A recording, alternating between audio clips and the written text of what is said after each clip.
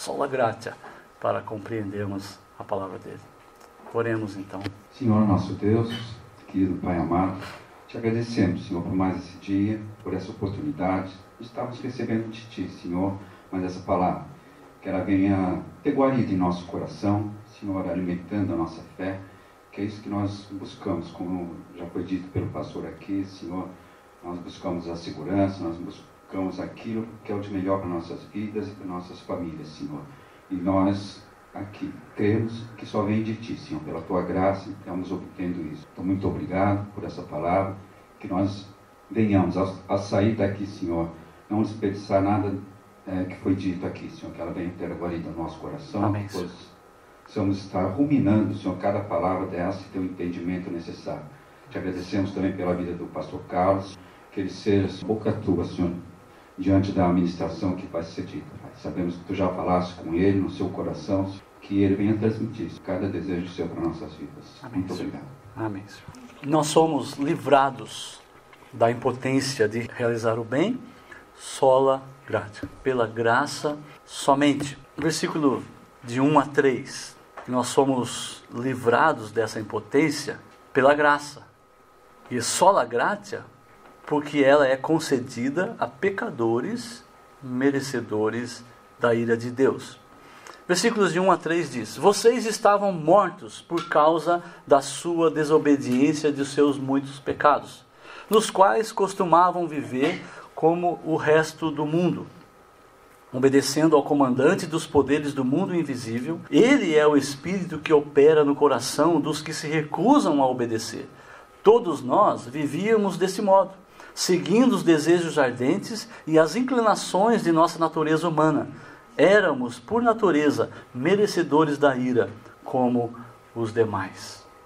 Versículos de 1 a 3 deixa claro, então, que todos os homens estão mortos e presos ao pecado.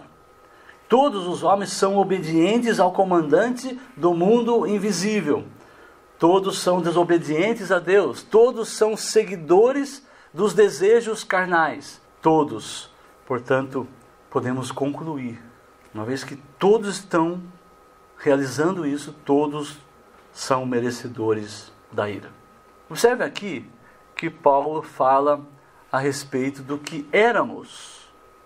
E agora, por causa da graça, sola gratia, não somos mais. Nós fomos regenerados pela graça somente. Portanto, nós éramos pecadores miseráveis. E por sola gratia, nós não pertencemos mais a este mundo.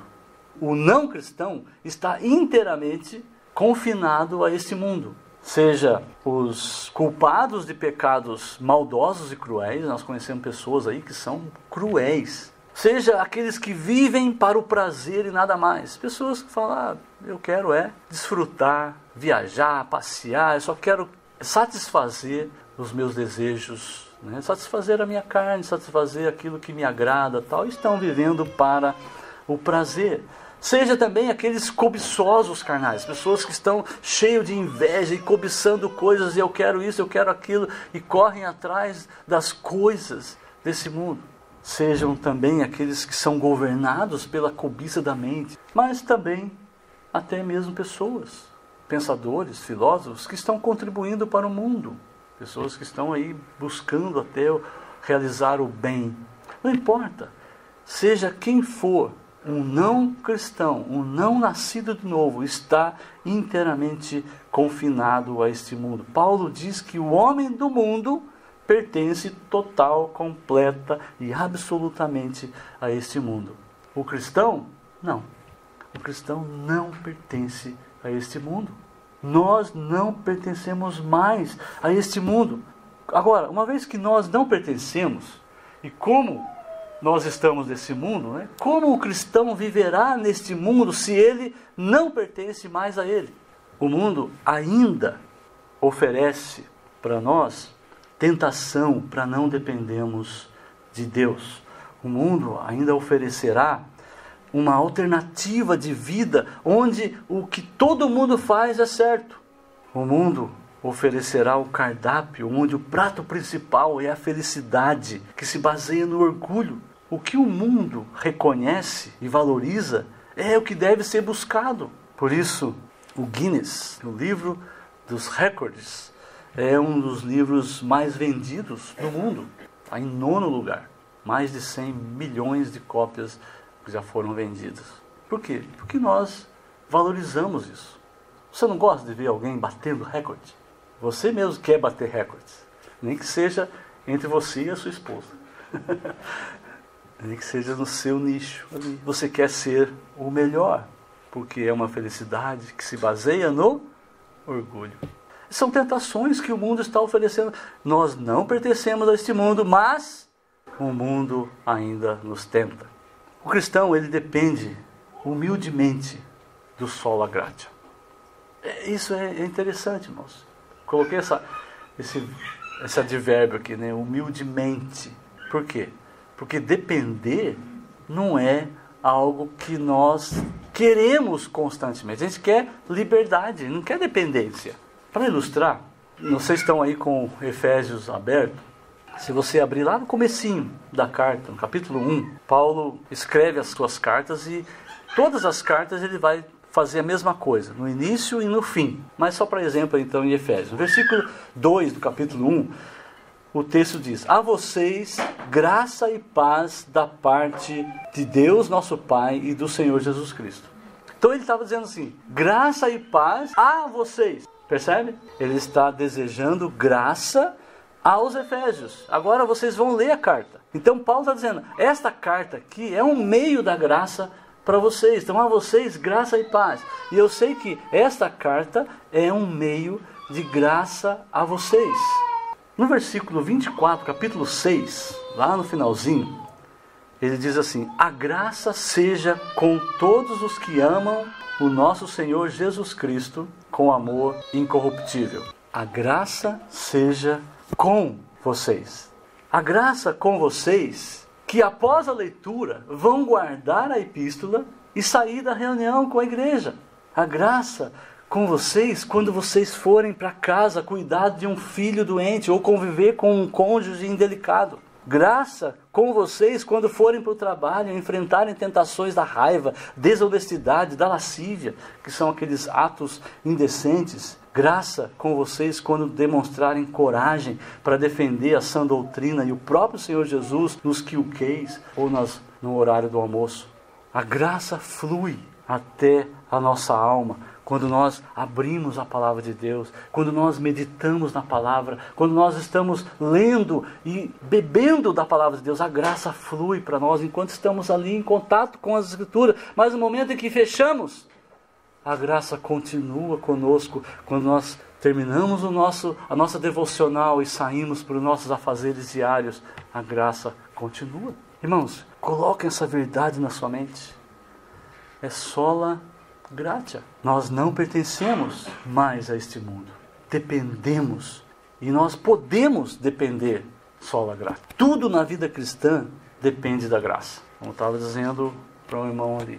Levantar essa folha aqui, eu só levanto sola gratia. Mas desde essa coisa tão simples, quanto qualquer coisa que venhamos a fazer, qualquer bem que venhamos a fazer, é pela graça. Porque nós fomos libertados dessa impotência de realizar o bem pela graça de Deus. Tudo na vida depende da graça. O nosso caminhar por este mundo, Jesus disse que nós estamos no caminho estreito, não no caminho largo. Então o nosso caminhar neste mundo por um caminho estreito. Então saiba você que esse caminho é estreito, mas ele também não é reto, ele é cheio de curvas. E às vezes você pega uma curva bem apertadinha, às vezes você está passando por um lugar que é bem apertado, mas cada aperto que você tiver foi planejado pelo Senhor do sola gratia, porque Ele quer que você experimente, Ele quer que você dependa constantemente da sua graça, somente a graça. Nós olhamos para o que Deus já fez, para a graça que nós já recebemos, e nós somos encorajados à gratidão. Nós olhamos para o Jesus presente na nossa vida hoje Todos os dias Ele está conosco.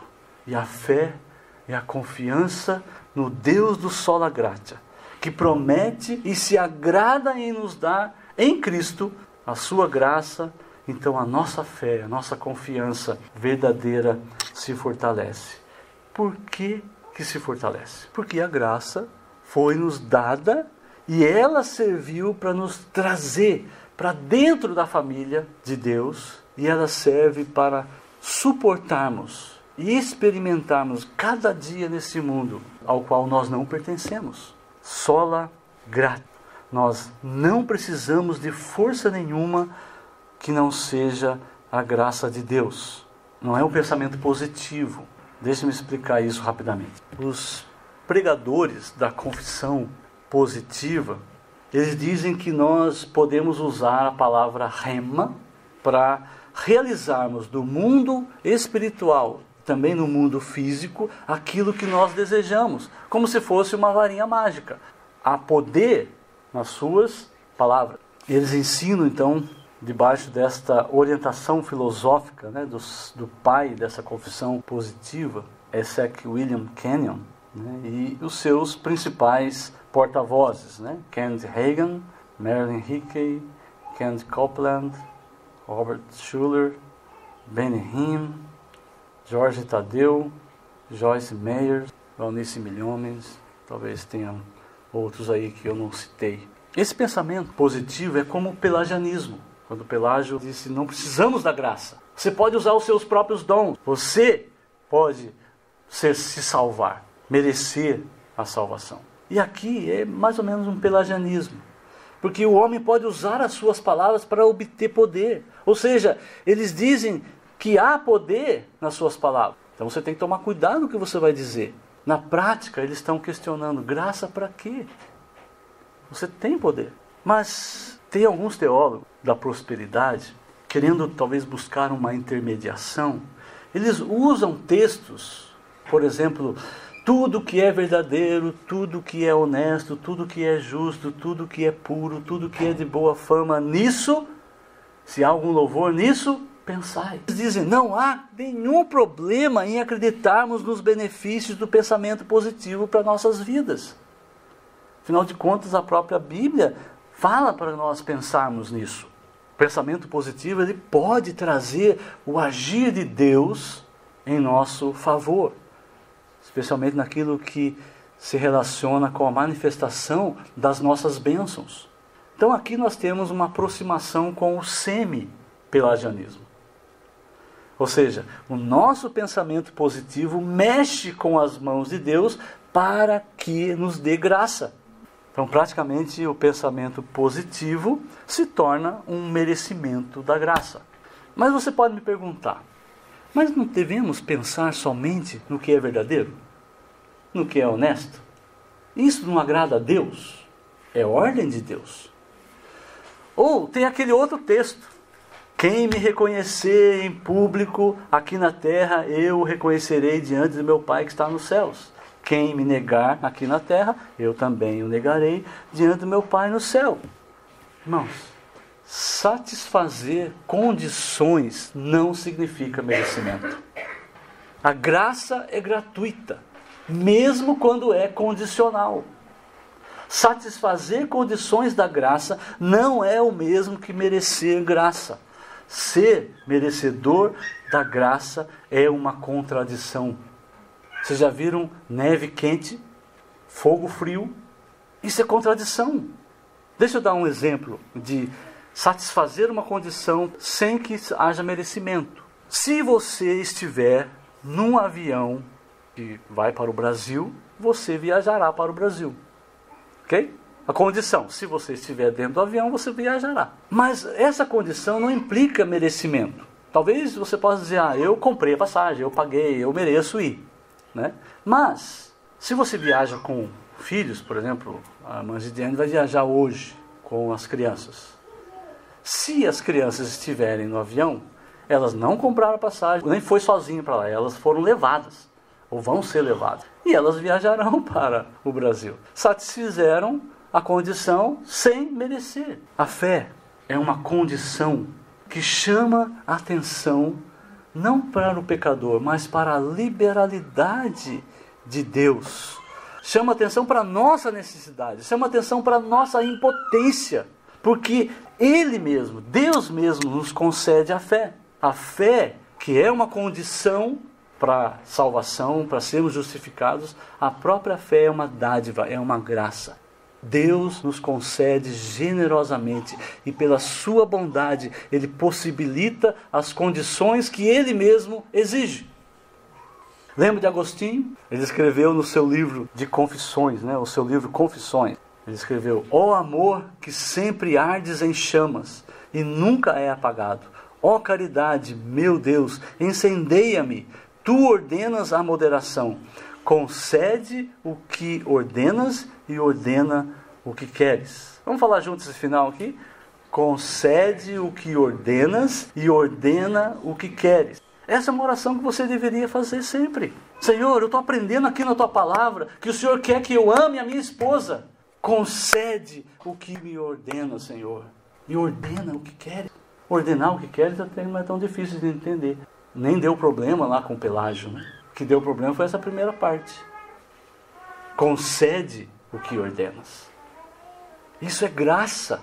Deus dá as condições. Deus dá toda a capacitação para você obedecê-lo. Promessa da graça é condicional, mas não é conquistada e também não é merecida. É preciso crer, é preciso confiar, é preciso esperar na graça.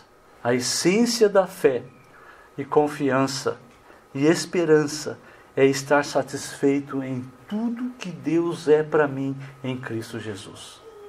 Vou repetir aqui. A essência da fé, a essência da confiança e da esperança é estar satisfeito com tudo que Deus é para mim em Cristo Jesus. Confiar numa promessa de Deus não é simplesmente crer que Ele agirá para o seu bem. Não é um pensamento positivo. Do meu ponto de vista, de repente o bem seja alguma coisa. Eu posso crer que isso vai acontecer. Ele está enganado. Eu posso crer naquele bem que eu imagino para mim e estar totalmente enganado. Nós podemos e devemos olhar por meio da promessa, mas não olhar para o resultado, ou para o bem, ou para a promessa em si, mas olhar para aquele que promete. Em Deus está a excelência, em Deus está a beleza espiritual que continuará a satisfazer o nosso coração para sempre. Deus me concede uma bênção, e Deus pode te conceder aquela bênção, mas aquela bênção vai terminar. Nada é eterno, a não ser nosso Deus.